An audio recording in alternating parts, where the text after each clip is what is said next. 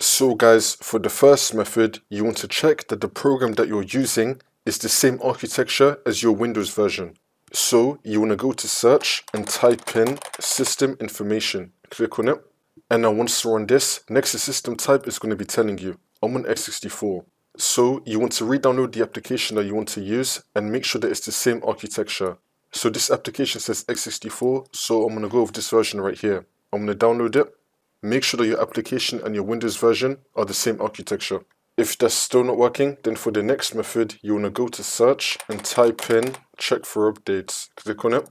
And now once you're on this, you want to click on check for updates. Make sure that your computer is fully up to date. See if that works. For the next method, you want to go to search and type in CMD. Now you want to run it as administrator. And then click on yes.